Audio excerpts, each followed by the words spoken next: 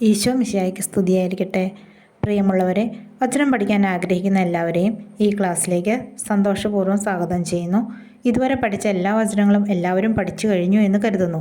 എങ്കിലും അവസാനം പഠിച്ച ഒരു 6 വചനങ്ങൾ ഒന്നുകൂടി റിപ്പീറ്റ് ചെയ്യും. കാരണം കഴിഞ്ഞ ക്ലാസ്സിൽ ഇതുവരെ പഠിച്ച 24 വചനങ്ങളായിരുന്നു പറയേണ്ടിയിരുന്നത്.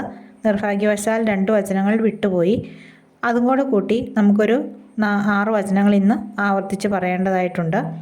ഇങ്ങനെ ആവർത്തിച്ച് പറയുമ്പോൾ നിങ്ങൾക്ക് ബോറടിക്കുന്നുണ്ടോ? അതായത് നമ്മൾ 1, 2 അല്ലെങ്കിൽ 3, 4 വചനങ്ങൾ ഒരു ദിവസം പഠിച്ചു, അങ്ങനെ പോയി കുറേ ദിവസം കഴിയുമ്പോൾ ആദ്യത്തെ വചനങ്ങൾ മറന്നു പോകില്ലേ? അപ്പോൾ അതുകൊണ്ടാണ് ഇടയ്ക്കിടയ്ക്ക് ഇങ്ങനെ ആവർത്തിച്ച് പറയുന്നത് കേട്ടോ. അത് മാത്രമല്ല, വചനം എത്ര പ്രാവശ്യം ഏറ്റു പറയുന്നു നമുക്ക് അത്രയും അനുഗ്രഹമാണ്. ഇനി നമുക്ക് ഈ വചനങ്ങൾ ഏറ്റു പറയാം. നിയമാവർത്തനം 6:6. ഞാനെന്ന് കൽപ്പിക്കുന്ന ഈ വചനങ്ങൾ നിങ്ങളുടെ ഹൃദയത്തിൽ ഉണ്ടായിരിക്കണം. മത്തായി 6:8. നിങ്ങൾ ചോദിക്കുന്നതിന് മുമ്പ് തന്നെ നിങ്ങളുടെ ആവശ്യം നിങ്ങളുടെ പിതാവ് അറിയുന്നു. ഏശയ്യ 54:13. കർത്താവ് നിന്റെ പുത്രരെ പഠിപ്പിക്കും, അവർ ശ്രേയസാർജിക്കും. യോഹന്നാൻ 14:1. നിങ്ങളുടെ ഹൃദയം അസ്വസ്ഥമാകേണ്ട, ദൈവത്തിൽ വിശ്വസിക്കുവിൻ, എന്നിലും വിശ്വസിക്കുവിൻ. എബ്രായർ 4:12. ദൈവത്തിൻ്റെ വചനം സജീവവും ഊർജ്ജസ്വലവുമാണ്. അപ്പസ്തോല പ്രവർത്തനങ്ങൾ 1:8. എന്നാൽ പരിശുദ്ധാത്മാവ് നിങ്ങളുടെ മേൽ വന്നു കഴിയുമ്പോൾ നിങ്ങൾ ശക്തി പ്രാപിക്കും. ഇനി നമുക്ക് ഇന്നത്തെ വചനം നോക്കാം. പുറപ്പാട് 33:14.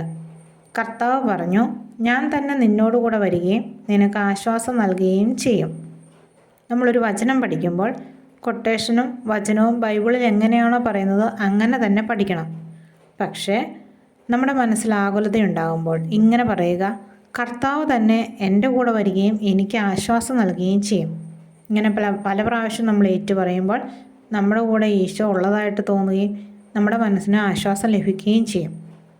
നമുക്ക് ഈ വചനം 3 പ്രാവശ്യം ഏറ്റു പറയാം. പുറപ്പാട് 33:14. കർത്താവ് പറഞ്ഞു, ഞാൻ തന്നെ നിന്നോട് കൂടെ വരികയും നിനക്ക് ആശ്വാസം നൽകുകയും ചെയ്യും. പുറപ്പാട് 33:14.